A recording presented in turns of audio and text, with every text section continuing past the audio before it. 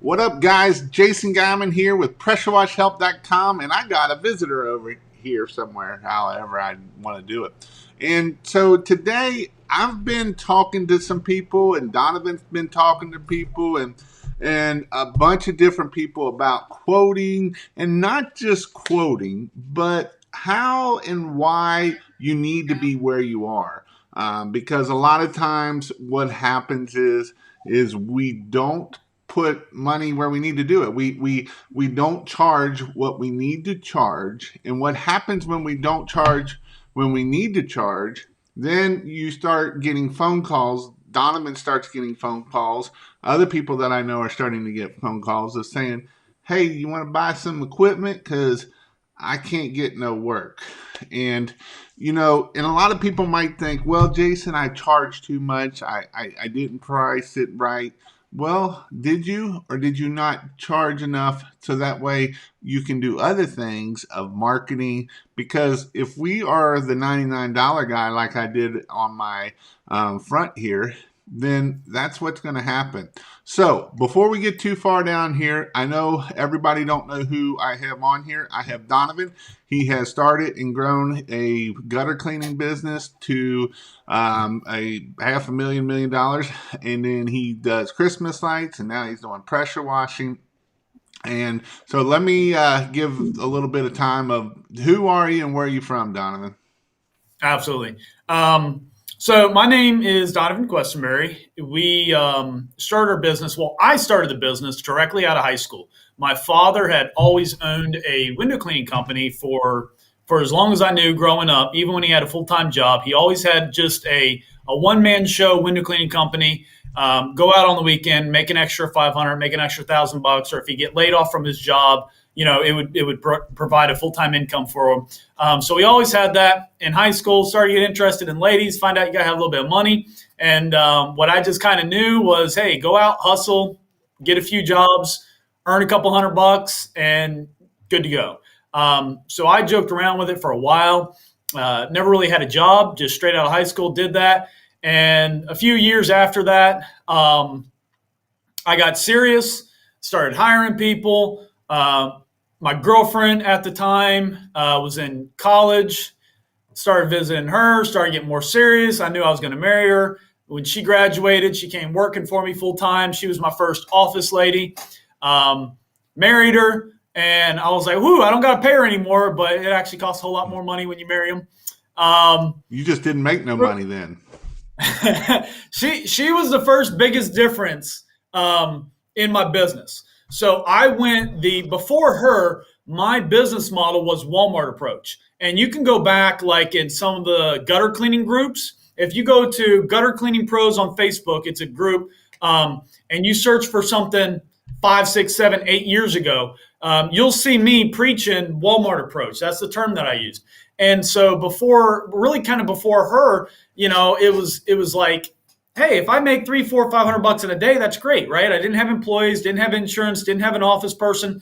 But what happened is I got so dang busy, and then I tried to add those employees and I tried to add the office people, but I was doing it still at those lower pricing. So the moment I didn't work, or the moment I dislocated my elbow, or something happened, or it rained for a week, I'm like, am I going to eat this week? There was a lot of times where I would pay my guys on Friday. And then after I paid them, I'd go out that night and hustle up a few jobs and get some cash so I could eat that weekend. So it was a bad place. Quickly, we switched over to a premium price model. We've got thousands and thousands of clients now. And we're at the point right now where I got one guy on this crew bringing in $500,000 off of one worker. And that $500,000 off of one worker, and it ain't me. Now, are you doing this is his average job $99? Yeah. Now, so here's where Jason and I will disagree a little bit. I'm okay with you guys doing one thing competitively priced, but only one thing. So say we're talking just house wash. We're going to talk pressure washing. If you got an 8-gallon a minute, 10-gallon a minute rig, and you can wash siding up to 2 stories or whatever, and you can get any size house done in 30 minutes, I'm okay with you charging $150 for that. But the moment they say, hey, can you do my driveway? That's a $300, $400, $500, $600, $700 driveway.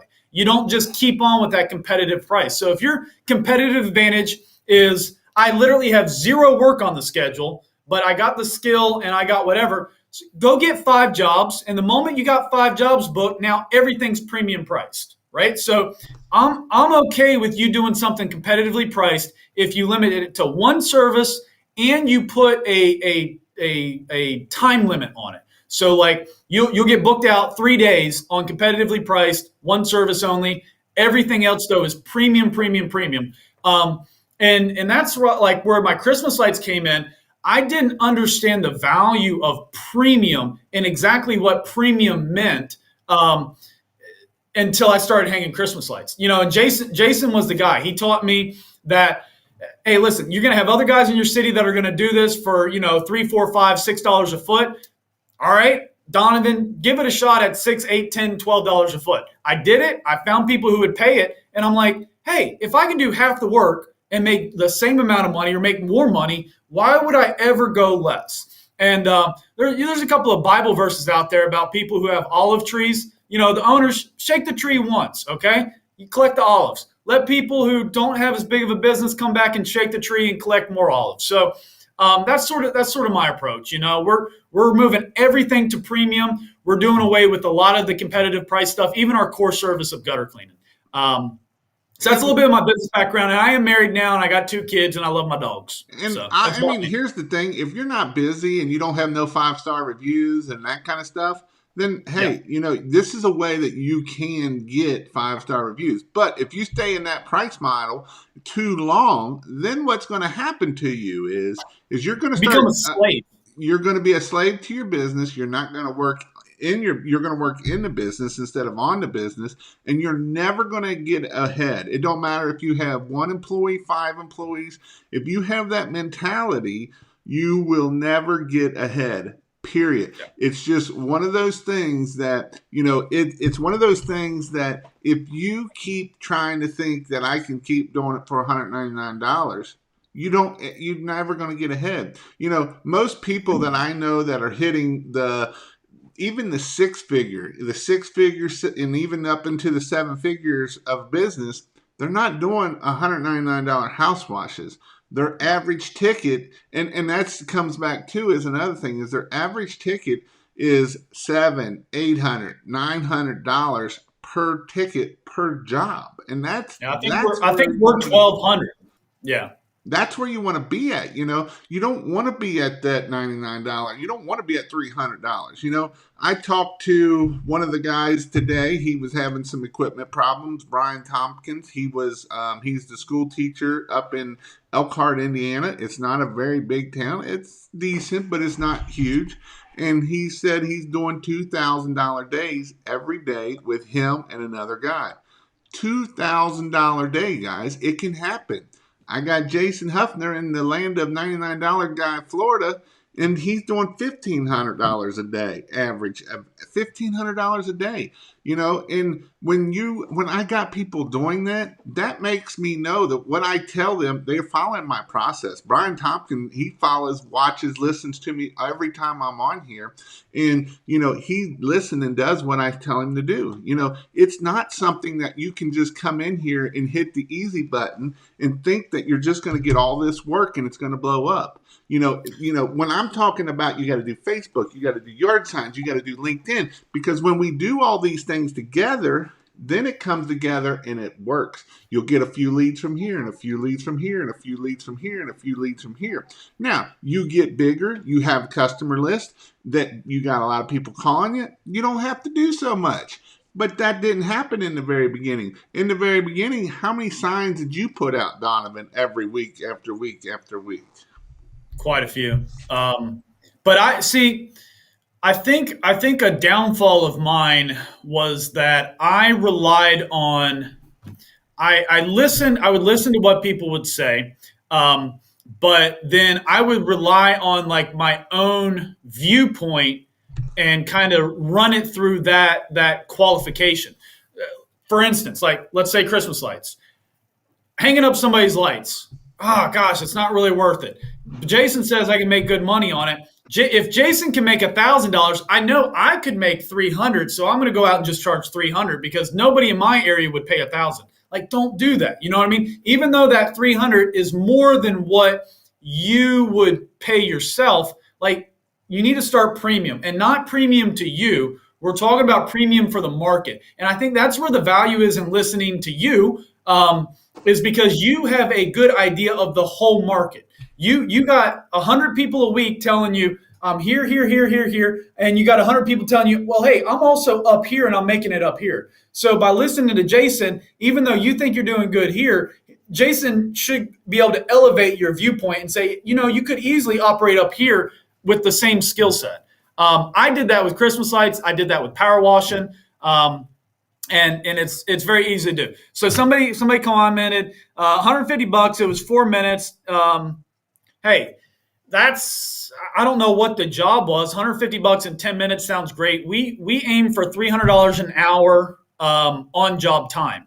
So this is Jason yeah. Huffner, which is out of Florida. That last year, this time he started last year right in COVID, and he was the guy that told me that you can't make money in Florida. You got all these $99 guys, and he had that mindset, and that mindset can be terrible for you. It can be the worst thing for you.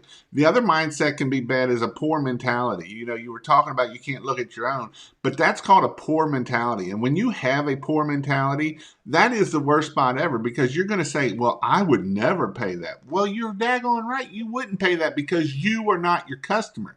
And I preach this over and over of you are not your customer. And the reason why you're not your customer is because I wouldn't pay nobody $2,000 to go put up Christmas lights on my house. But I'm not my customer. I know customers that will pay $2,000, and I know if I can find 100 or 150 of those people, that's all I need at the end of the day that'll pay $2,000, and I'm happy.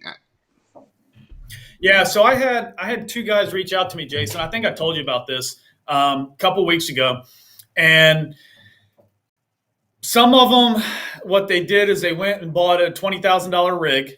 They went, worked, made a little bit of money, but they're like, man, I don't want to do that again, because they've been working their butt off throughout the summer, and they turned around and sold it to me for $7,000. They're getting out of the business because they didn't really make any good money at it. How much did you have in your rig? A little bit of duct tape and a pump. I go out there like this, build up some pressure, and shoot water on the house. I upgraded my equipment to a good power washer, but I started out with a power washer that somebody left at a rental house, throwing it in the back of the truck, a couple of janky tools, and went out there, sprayed. But I charged premium, even though I had a 3.5 gallon a minute machine. I still charged premium. It just took me a little bit longer. And you drive around in an old beat up pickup truck?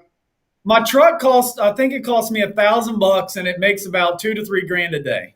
And the ladder rack flew off of it. It did not fly off. Okay, a tree attacked me, and it ripped all the equipment off my truck. but you didn't have $20,000. You didn't have $20,000 worth of equipment. You couldn't have made money then, right? I mean, I didn't have $5,000 in the truck and all the equipment and everything else. And again, I was still bringing in $1,000 on a half day and $2,000 to $3,000 power washing right away. Like, I think my very first month going from zero to nothing was over $10,000. And it wasn't like I'm going out there. Some people say, yeah, I made $10,000 my first month, and their face is as red as my shirt because they've been out in the sun for 12 hours a day.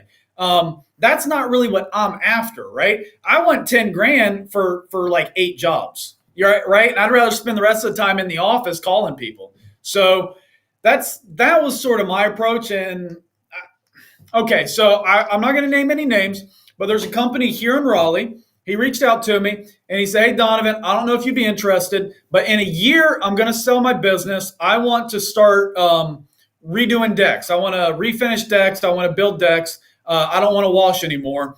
And I was like, okay, cool. Let me ask some questions. How much are you bringing in? How many employees? X, Y, Z. He's washing. He is having 2 trucks with 2 employees on each truck. So that's 4 people. Himself, 5, and his wife. His wife is killing herself answering the phone. He's answering the phone at 10, 11 o'clock at night. I mean, they're a slave to the business. They're going to bring in maybe $300,000 this year. 6 people are bringing in $50,000 a pop. I pay my lady answering the phone more than 50,000. I pay all my guys, 50, 60, $70,000 each. So I pay more than his people are producing. And they're loyal to me. They're sticking around. I can depend on them. He couldn't hire my quality people. So the issues that he's running into is that he can't pay his people real well and still get a profit.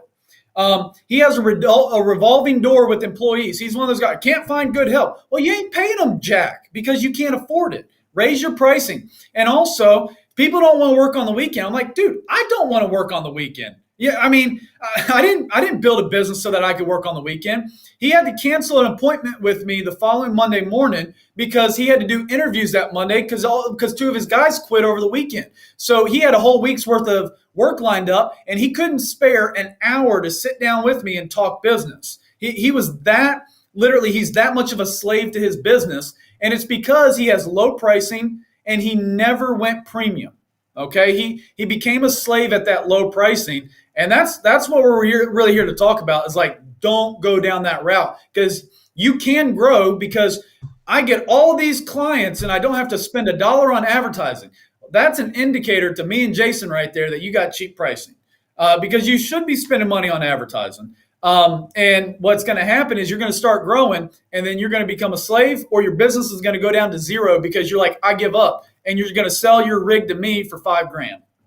And so when we're quoting, a lot of times people don't understand that we put ourselves that we are paying, we would pay that much. I'm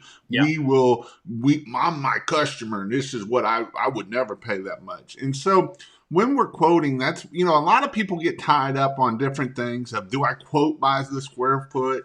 Do I quote by the hour? And yes, there is some things in there, but a lot of people get hung up on that stuff and they can't move on it because, if some people I hear, well, I charge 20 cents per square foot. Well, 1,000 square foot is $200. I'm not going out there for 200. Our minimum is $300.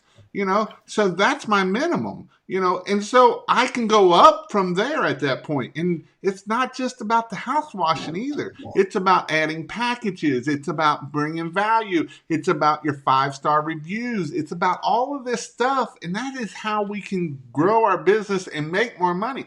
Because when we have amazing 5-star reviews, that will blow you up more than anything, because when people call you, they're going to be like, man, I went through your 5-star reviews and you're amazing. You're right. I am amazing. That's why I'm a premium pricing, because I'm premium amazing, But if we don't work on those things and we don't do those things, I had a guy that started last year and he's not doing as well. But why is he not doing well? Well, when he's sitting here at today, instead of going knocking doors and flipping rocks and doing Facebook and doing LinkedIn and going putting signs out and going to networking and all of these different things that we need to do when we're not busy, that's what we do. So when it does happen, Jason Huffman kind of slowed down there at the end of, or at the beginning of July. Well, he kept doing that, and he's like, because he sent me, and he's like, it must be like your wintertime, and it is. But that's the time that you keep pouring that fuel on the fire. You keep doing those things of getting into the next door, getting into Facebook groups, and not the pressure washing groups, guys. Those are the worst groups you can get into, because you go down rabbit holes and it does you no good. It makes you no money. That's not where the money comes from. So I want to say one more story, then you can tell me to shut up. We can move on to the next thing. In my business, maybe this week, maybe Friday. It was Friday. We had a client who called us. They had gutter guards. We were doing gutter cleaning. They have gutter guards, so the solution is to jet or rinse out underneath all the guards so that we don't have to take them up. We quoted the client $250 to clean off the top of the guards and the roof, and I think we quoted them $900 to jet out underneath them. So my office lady talked to this client and said, we're going to come out here and evaluate. And da, da, da. This client was willing to pay $900 to have all of his gutter guards taken up in corners, to inspect underneath them, to jet them all out, to make sure that they're functioning properly, because he went in the back of the house and he saw that there was a little bit of sand underneath one of his gutter guards. And so he said, I would like to do this for the whole house. The client is willing to pay it up here. My office lady talked him into just doing a basic service. Okay. Now we made a note on the job.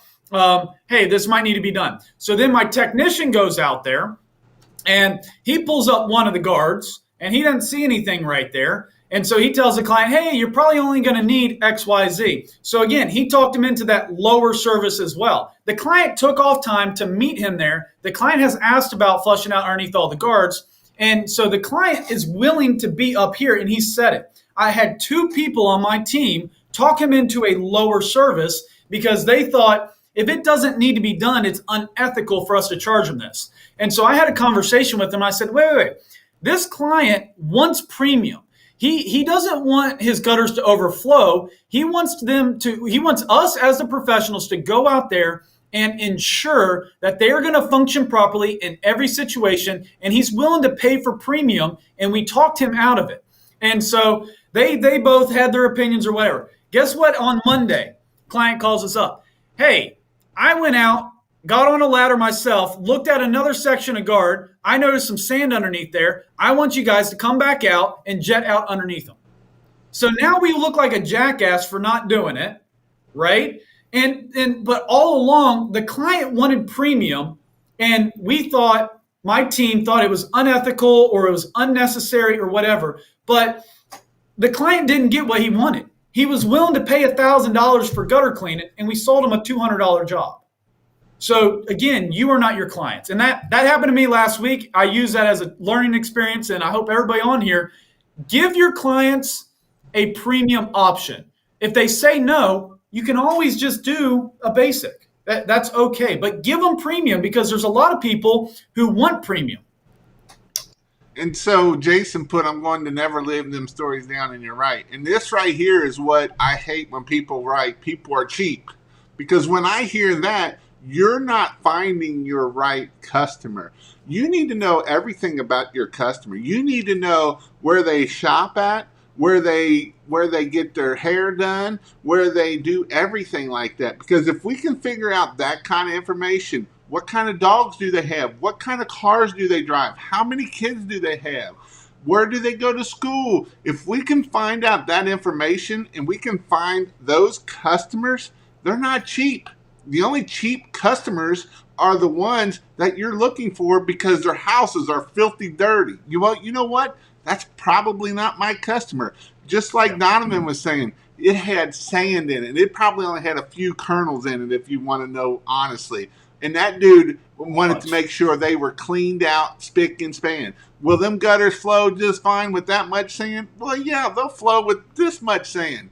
But that customer wanted it done then. And so those are the customers. We want to go find the clean houses that want to stay clean. We don't want to go find them dirty, nasty houses. Yeah, they look good, and they make us all warm and fuzzy inside, and when they can turn green and they're great pictures. But that's not my customer. I want customers that keep their house clean. I want customers that are willing to pay over and over and over. And when we find those customers, this is how we start and we grow our business and be successful, because we can keep raising our prices and they're going to keep right on paying. And them cheap customers, we don't want cheap customers. You know what I always learned? When people try to nickel dime me on prices, they are the biggest pain in the butt customers. They'll be the ones that call you back 4 times. They'll be the ones that you screwed something up, because that's just the way it is. Yeah, if people talk, if a customer is giving you an objection, hey, I had it done last time for $100 less. I had it done last time for half as much. Be sure to respond with quality. Don't listen to all the jackasses in the Facebook group who say, blow off the customer, send them blah, blah. No. You say, hey, I say, wow. Here's my response verbatim. Wow, that sounds like a really good deal. If you don't mind me asking, why aren't you using those guys again? And next paragraph.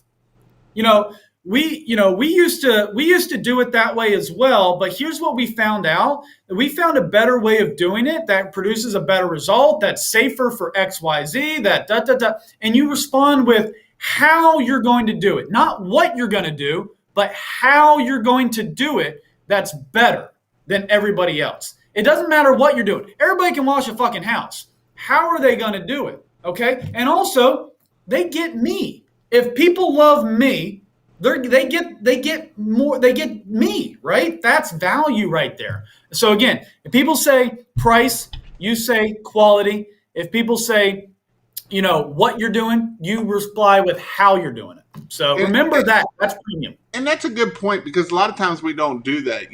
When we post in Google My Business, when I go looking through people's Google My Business, I never see any pictures of them. I never see any pictures of their employees.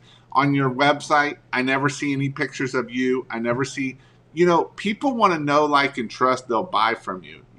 So when they want to see who you are, they want to see that you're a small business. They want to see your face. They like seeing your kids, because your kids might be like their kids or something along those lines, And so those are some things that you really want to push on and do that.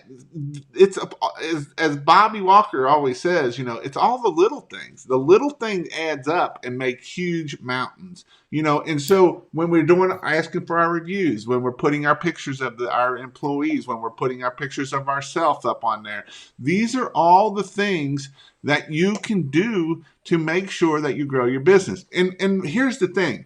When you start charging premium pricing, you can start doing amazing things with it. If your average ticket is $300, you can spend, and if you spend 10%, you can spend $30 on trying to get a new customer. But if your marketing and your average ticket is $1,000, well, I can spend 10% and I can spend $100 for every customer. Well, $100 per every customer, I can make a lot of money off of that if I'm willing to put it into it. If I'm willing to put 10,000 to make 100,000, why wouldn't I want to do that? Because that's the goal is to raise our pricing so that we can pay for marketing.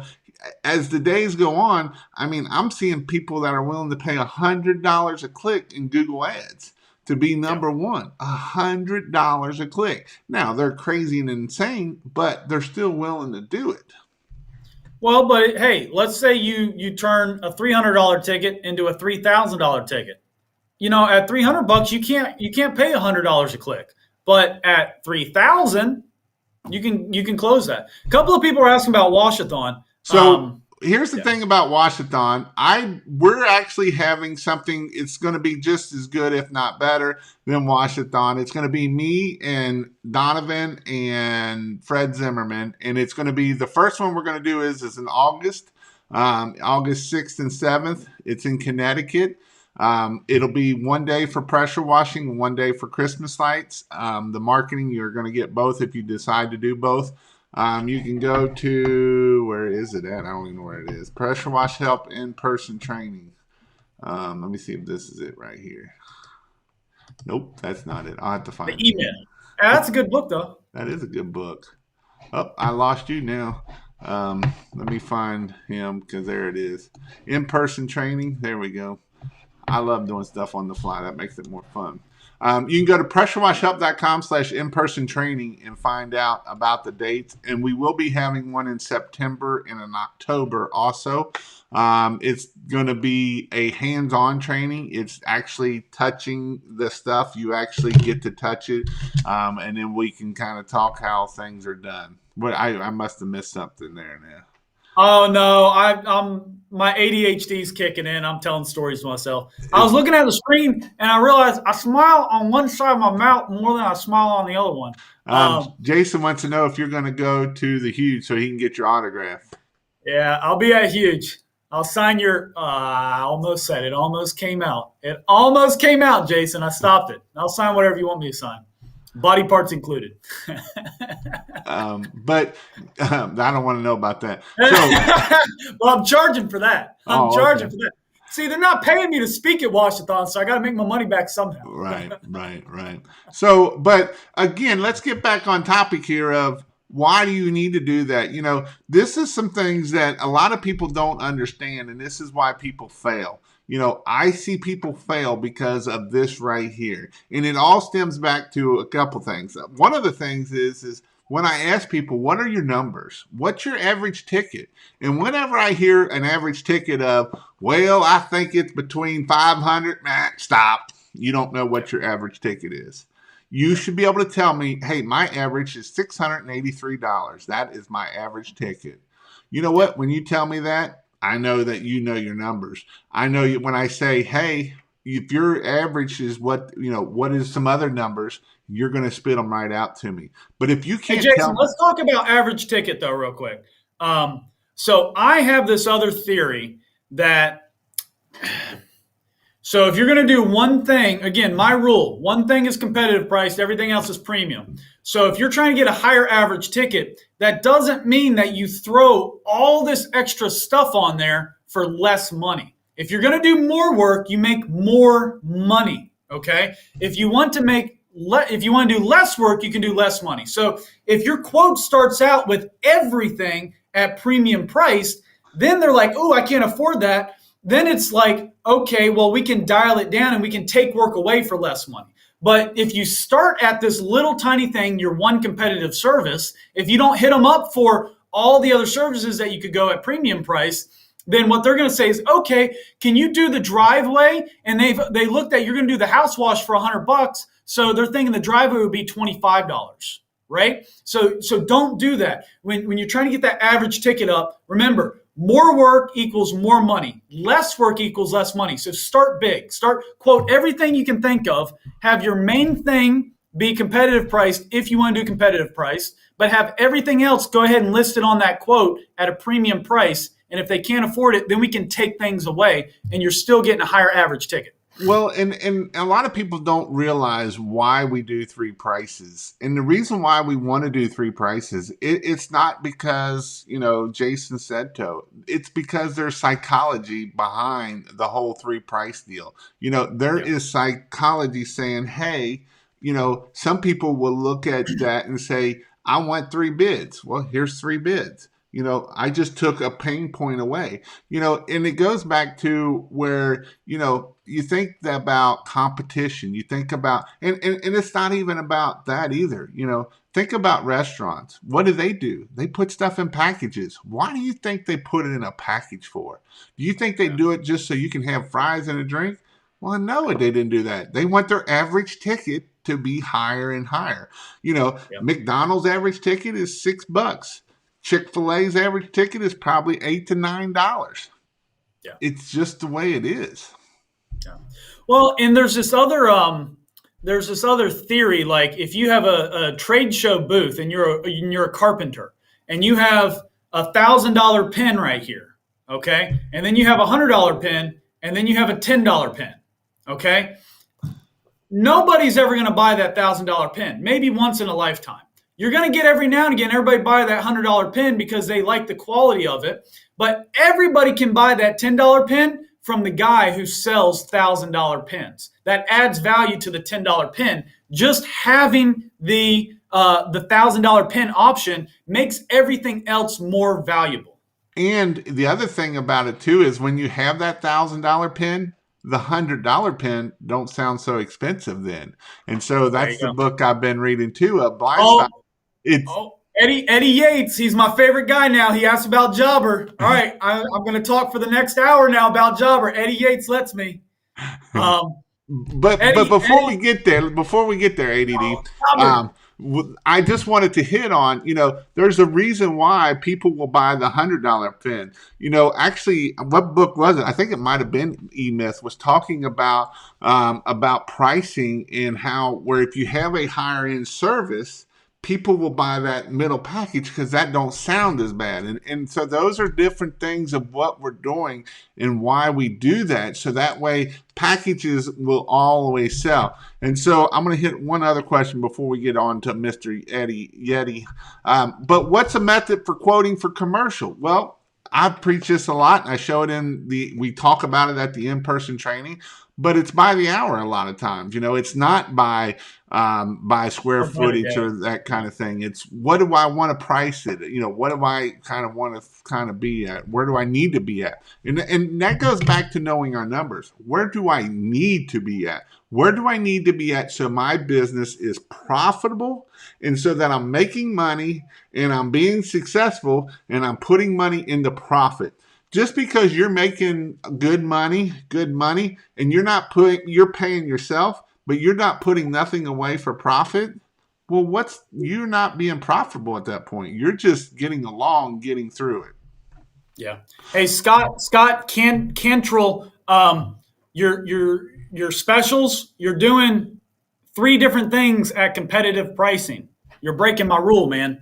Yeah, Yeah. you're breaking my rule. You can Yeah, pick one our of house, those. our roof cleaning started at $600. I wouldn't do a Yeah, driveway for $150 to save my life because that's going to yeah, take you an hour, and so you're yeah, not making those $300 an hour. yeah, The house wash is about your best price there. yeah. Everything else is cheap, and actually, $299 for 1,000 square foot house is a little could be a little cheap. You can make a little bit more off of that. Yeah, yeah, you're doing too many things. You're giving away the farm. You're doing more work for less money. Quit it. Stop it. You're breaking my rule, man. Pick one of them. If you like doing flat work, if that just gets you off, um, advertise the 150 driveway, and you should have a 5,000 calls tomorrow. Matter of fact, you move to Raleigh, and I'll pay you the driveway. I'm charging $1,000. I'll pay you $150 to do it. Um, you'll get all the calls, and then you can turn around and steal all my customers, and I'll be happy as can be because I made $700 off you. But pick one of those. That's competitive price. Once you get five of them on the books, no more $150 driveways. Bump that up to five, six, seven, $800 for that driveway, because then you're not going to get. You don't want to get booked out. When people say I'm booked out for the next 3 months, why in the world would you ever be booked out more than 2 or 3 weeks? Like, I mean, oh my gosh, like just no. Yeah, So whenever Scott, anybody tells me I'm they not a get fan. booked out 2 weeks, I start telling them to raise their prices. All Yeah. right. So how do you do if you want Jobber as a CRM, you can go check out pressurewashhelp.com/jobber and you can get like 14 days free, I believe. But tell us a little bit about Jobber. What do you like about Jobber? I like their customer service. That's what I'm a fan of. If I don't, I'm not the most tech savvy guy. So, and I hate for people to come to me asking me questions that work for me that I pay. I'm okay with you guys asking me questions, but if somebody asks me a question that they should know how to do or know how to find the answer, like why are you asking me? I'm not an expert. I don't use Jobber. I pay other people to use Jobber. Now I have used it. I like it, but what I like most about them is their customer service. Jobber is a CRM platform. It's a client relation management platform. It lets you do your quoting, your routing, your billing, your invoicing. It runs your whole business. It's an entire platform for running your business. There's several of them out there. Jobber is going to be great for some people because they like Jobber. Service Autopilot. I mean, there's Service Titan. There's a ton of them out there. There's free ones out there. I like Jobber because you get a free 14-day trial for checking it out. See if it's for you or not for you. Their customer service is amazing. I can teach an office lady to be proficient with it in a week, and I can teach my field techs to be proficient with it in a day. And also, you can start out at $75 a month if you're just getting out in business, and then you can add on services and users, so you don't have to start out paying $250 a month or how much ever I pay. I got a couple of Jobber accounts. I run several businesses, so you don't have to start out with spending, all your college kids, your kids' college tuition just to do it. You can start out low and upgrade it. But what I like more than anything is their customer service. So how do you do packages through Jobber? So you have optional line items. So say somebody says, "Hey, we want gutter clean." You say, "Okay, great." Now, essentially, our package services are gutter cleaning. You can do a basic, a good, better, best. Now, honestly, our cleaning is the same on all three packages. The only difference is a better includes a water flush, and in my opinion, water flush is completely useless because if I clean out the gutters, whatever's left it would be the same thing as the next time it rains, it's going to wash out. Now, if I don't know how to clean out gutters and I leave shit all over the place, then yeah, a water flush will actually do something, but we don't do that. We clean everything out, so it's almost right near spotless. But some people want water to flow down the downspout so that they can see that it's clear. Okay, great. So our better is a water flush, and our premium includes bagging all the debris and hauling it away. So we just set up a optional line item so they can select which one they want. And I tell you what, you got people that are so thick that they approve a $0 quote because they don't select any of the options on there. So, there you go. Jill's office. Okay, I'm glad you like it. I guess Robert Morrison wants to get banned. There's no business in pressure washing in Watertown, New York. Why? I don't know why. Have you tried to get Well, business? it is up north, right? It's up north, so you guys maybe don't have to deal with as much mildew or whatever. I don't know, but man, I've seen dirty homes all over the place. And it sounds to me like you're not a good sales guy, or maybe you don't value your service and that's why your clients don't value it. Yep. So what kind of training are we going to be putting on in December or in August? And first one's going to be in August in Connecticut. Yep. It's going to be right down the street from the Hallmark movie. Nice. So I think we're going to do two things, and you can jump in and correct me, but we're focusing on power washing and Christmas lights. And I think this time I get to just come and hang out. I don't think I got to talk and work up in Connecticut, but I could be wrong. I don't know. I might have to do some work. These are essentially the two services that Jason taught me. Okay, so I'll just speak from what I got out of the training. You're going to learn the how-to, right? And then there's a lot of stuff that, believe it or not, it's like, hey, if you don't do this right, you could die. And I'm like, holy crap. So I get that it's like, I've heard it before. Yeah, don't shoot yourself in the arm with power washing. But when you see like several stories of somebody filleted open, and just like, it can, again, I'm not a tech guy. So mixing chemicals and doing all this stuff properly and what to use where to attack, this is organic, this is, this requires acid. You're going to learn all the how-to, all the techie, nerdy stuff that you need to know. You're going to learn that. And you're going to learn the premium price structure. So you're going to learn how to quote. You're going to learn what not to do. And I think what's really cool about Jason's training, my training, is that you get to put your hands on it. I was always that type of guy in school that I can't just read a textbook and know how to do something. I have to touch it. I have to put my hands on it for it to stick in my brain. So I can sit there and watch I can sit there and watch a YouTube video and I get it, but I'm not really going to understand it until I watch the video. I got Jason telling me, and I got my hand on the wand spraying down the surface. So that's just how I learn. And I just, so I started doing that with power washing because, again, I spent 10, 15 years on my other business just doing trial and error, not listening to anybody. And again, it took me 10, 15 years. So I'm like, hey, if I'm going to do Christmas lights or if I'm going to do power washing, I want to make some fucking money. Like, I want to put it in my pocket, not just put it back in the business. So that's what you're going to learn. You're going to learn all the how-to. You're going to learn the business, sales, and approach for a premium price model. And then you're going to get hands-on training. Now, it's very technical for pressure washing. And then for the Christmas lights, the real value there is the marketing. Christmas lights is 98% marketing, sales, and admin, and then 2% how to clip a bulb onto a house. So that's at least what I personally got out of it. No, and I agree on that 100% because that is what it is. I'm going to hit this question here. When I do my first 5 rounds, should I start a conversation? You can do it 2 ways. You can put a door hanger on and not talk to them, or you can be a salesman and try to pitch that, hey, we're here. Or another thing that you can do that's kind of just one of those kind of passive salesman is knock on the door and say, hey, ma'am, just to let you know, there's might be some noise out here because we're running the pressure washer to wash this house. I don't mean to. It will only be about an hour, hour and a half, and I was just letting you know. Here's our services if you would like to do that. Here's our service of our door hanger.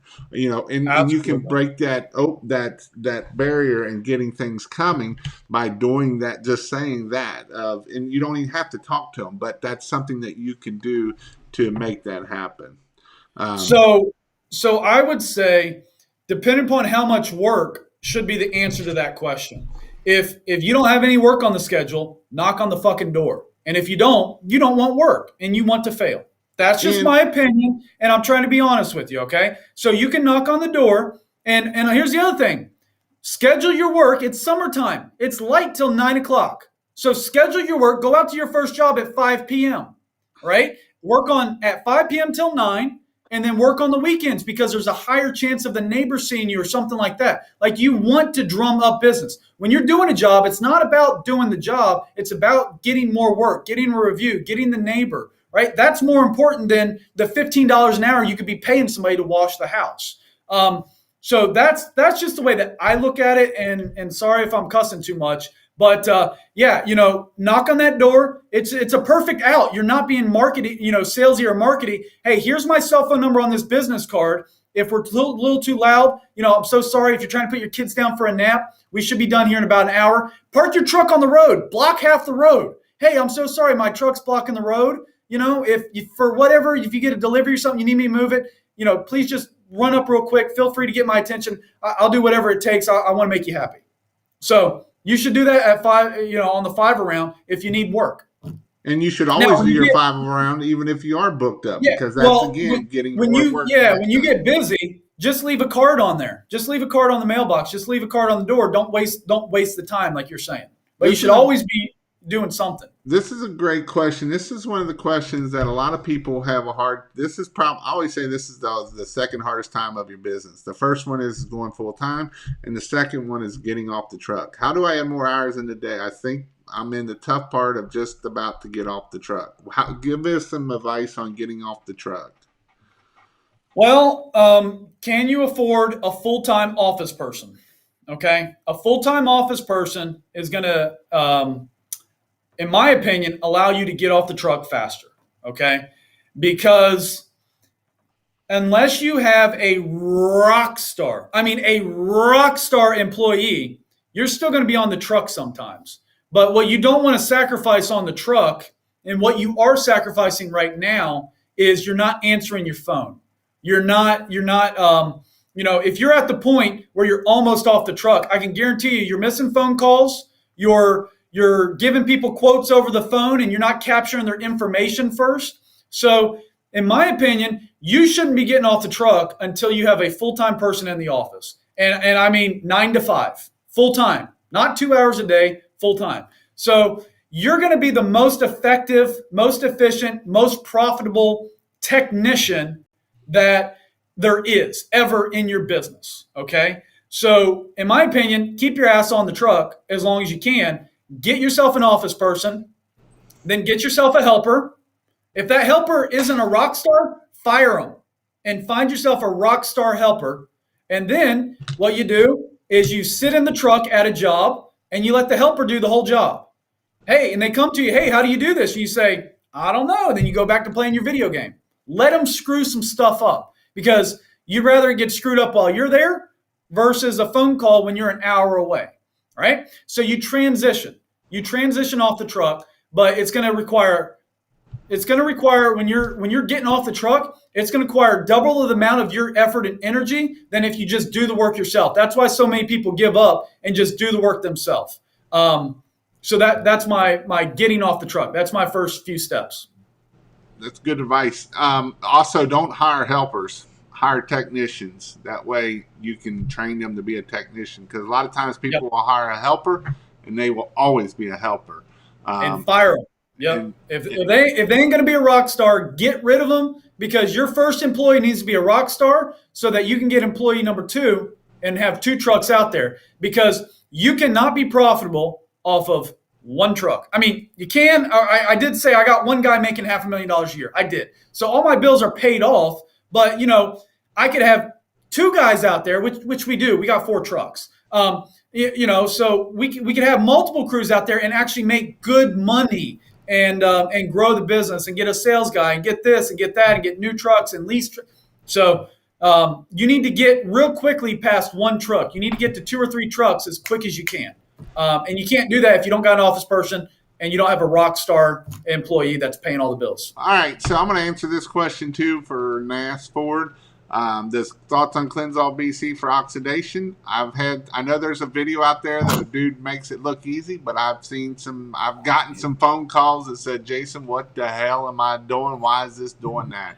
And so I've actually had more phone calls of that than saying, hey, this looks amazing. So I'm not saying one way or the other. I'm just saying that it can be a big headache out there more than what you do. Like I had one that he's like, it's taking the paint off and we done screwed this house up and we are beyond food bar.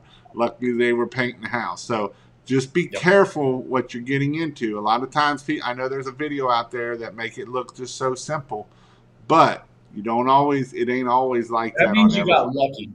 Yeah. So, and if you think it's $1,000 job, you need to charge $5. An employee is only as good as you train them to be. Groom them; they are faced in your business. This is why This is why my 26 steps to the perfect house wash helps with doing this right here. You get in a system, you put it down, you can set them down in front of this here. It teaches them safety. It teaches them all the 26 steps to the perfect house wash. And the perfect house wash just ain't about washing the house. It's about taking our before pictures, our after pictures, our making sure nothing's damaged, not parking in the driveway, all of those steps that make sure that is there on that. So yeah, and it's not going to prevent crap from happening, but when you got premium pricing and you got these steps in place, crap is going to happen. You just want to be able to afford the time and the money it takes to fix it. We're restaining a $1,500 door right now, but I only got to pay for half of it because we got a before picture of the stain already half gone off the door, right? So that saved me right there $700. And guess what? The client has already scheduled 2 more things because they're a premium client, okay? And they went ahead and they said, here's their thought process. The door got a little messed up, but I still want the windows clean. And I'm like, that's going to be $700 to clean the windows, right? And so when you're doing premium, you're dealing with better quality people. When you're following the system, shit's going to happen, but you have some recourse. So, yep. I'm looking for the top technicians who don't call me because they can't do the job, and it's all in training too. It isn't just about the That's more about you than it is about them, right? I don't know if I can afford my office girl. She's smart and beautiful. I had a few people try to hire Lauren. And I said, well, I already put a ring on her. I don't think she's going anywhere. You're going to have to pay her quite a bit. She's expensive. It's real expensive. I believe the customer experience is part of the house wash as well. Yeah. Great content. I've gone through stages where I'm like, I got a ton of customers. Fuck them if they don't want to do it our way. And it bites me in the butt every time. This here is a great upsell. This is an upsell that is for the premium price, and people will pay $1.25, $1.50 a square foot for cleaning and sealing. I think I've been thinking about for DJ of building a site for the Northern Kentucky, Greater Cincinnati area, and see how well he can do with it, because I do believe that there's a market for it. I actually have a guy. I came to my in-person training last year. He came to my in-person training. It was in the spring, and he's been killing it on the sealing jobs. And I mean, he's charging $1.50 a square foot to clean and seal, and that's what his biggest business is. He's a full-time Cincinnati firefighter, so that's definitely something. You guys are great, Jason. You're the mentor I needed. Tired of making a dime while my boss makes $1. This is a great career change for me. Been welding since I was 16. I'm 42 years old. Let's hit on that. Don't quit your 9 to 5. Okay. Well, let's hit on that real quick about being 42 years old, and you do have the capability of starting your business and being successful. We've had what, 2 classes down there with you, Donovan, and both between both classes, everybody is over 35, 40 years old. So don't think you're too young to do it. Most people that take my class is in the over 40-year-old range or over 35. Absolutely. And so, that you can definitely start. I know Ed's in here. He's been killing it. George is in here right here. George, he might even be clicking 50. And so he came to my in-person class last year down in Raleigh. So definitely, don't think that you cannot do it because you're old. You're not too old. They always say the best time to grow a tree is 20 years ago, and the second best is now. Yeah. So don't be scared. Big Rob's here. We got 48 and 56, and I started. 56, I started at 47. 47, so don't be scared to start a business. You have the mindset, you have the capability to do it. You might have to train the biggest thing, and this is what me and my wife was talking about this morning is getting out of that 9 to 5 mindset, getting out of the mindset that you've been taught for all your years of life you got to get up and go to college and get a good job. Well, what the hell's a good job? Making $50,000 a year, making $100,000 a year, and working for the man, or is it maybe you make 50,000 pressure washing your own boss, or I've got many people in here doing over $200,000 a year, and they're older. Like I was saying, the school teacher, he's doing $2,000 days. Last year he did $140,000 and is still a full-time school teacher, and he's in his 40s, and so it's definitely can be done, and it's definitely something that is not easy. I never said it's easy, but you know what? A lot of times I never started learning until I was almost 40. I didn't start reading books. I didn't really start listening to podcasts. But once I did, then I couldn't get enough of it. And so it's actually pretty cool learning. And that is probably the biggest thing I'm going to hit on is never stop learning. When you stop learning, it's not going to be good. I'm learning right now. I'm learning everything there is. I mean, I know a lot I'm, about Google My Business, but I'm going to 4 conferences in the next 2 months. I've been digging deep into Google My Business and all of that stuff. I've ranked several websites with Google My Business, but I'm still learning about it. Because why? Because that's something that I know that stuff changes. Stuff changes all the time. So keep learning.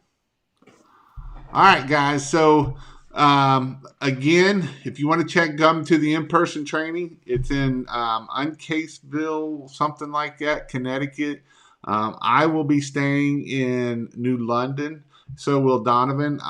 If I get the hotel, I'll actually put it out where the hotel is. So if anybody else wants to stay there and drink beer or whatever, and hang out up there. It is in Connecticut. It is, up on that East Coast for you guys up that way. Again, the one day will be all pressure washing. So all pressure washing, marketing, all of that kind of stuff. And then the day 2, the Saturday, will be all Christmas lights. And it'll be all marketing, sales, how to install, how to quote, how to bid, all of those awesome things. And both of them are complete hands-on. You get to touch, you get to screw bulbs in, you get to put bulbs on, you get to put bulbs on trees and you can put minis in bushes. And so there is definitely something you can do up there when we're up there. So that is definitely something that you need to do. If you're looking to start Christmas lights is an amazing business in Christmas lights. Uncase Connecticut, great casino there as well. But we So might stay there for soon. guys who don't know about the Christmas lights, so what I aim to do with my crew is 250 throughout the year cleaning, and then 250 in Christmas lights. So it's a 6 weeks to 2 months. They're making $250,000 on Christmas lights. So don't just skip over that portion of it. That when I throw out one crew does 500, that's both services, right? That's cleaning throughout the year and Christmas lights. I don't want to misrepresent you guys not understand that. But you can make quite a bit of money right there at the end of the year. I don't know if I'm going to be able to do any classes in the Midwest as much. I had one myself. If you are local to me, and I know I've talked about a few guys that are going to do a local class or a one-on-one with me, that may be an option. But if you're by the Cincinnati area, but otherwise there will be there'll be two, and probably two in down in Raleigh, North Carolina, which is pretty close to the airport, and there's lots of hotels around there, so it's actually pretty nice down there. Yeah, as long as you don't stay at the Crackhead Motel, Yeah, like some of the guys did last time. yeah. Really excited for potential Christmas light training soon from Virginia. Actually, we could probably have our one class in Virginia, but I didn't really care for where it's at. So, but Yeah, we'll have two of them in Raleigh here not too soon. We're just the Connecticut one. So the ones in Raleigh, we're going to be at my office warehouse. The ones up in Connecticut are going to be really nice because we're going to be at a location. I feel like there's going to be more hands-on in the one in Connecticut. We don't really want to push the one in Raleigh too much because there's going to be such a tremendous amount of value. And then Fred Zimmerman's going to be there. I don't think Fred's going to make it to Raleigh. Fred's been in the Christmas light industry for like 10, 14 years. I mean, everybody knows Fred. Fred does Hallmark movies. Fred, I mean, golly, it's such a great team that we have going on up in Connecticut. I think we're going to book out, and I think some people are going to miss out if they don't sign up for the Connecticut one or if they wait too long. Yeah. Fred is an OG in the Christmas light business. He's been around forever. He knows a lot of high up people that have been around in the Christmas light business for a long time.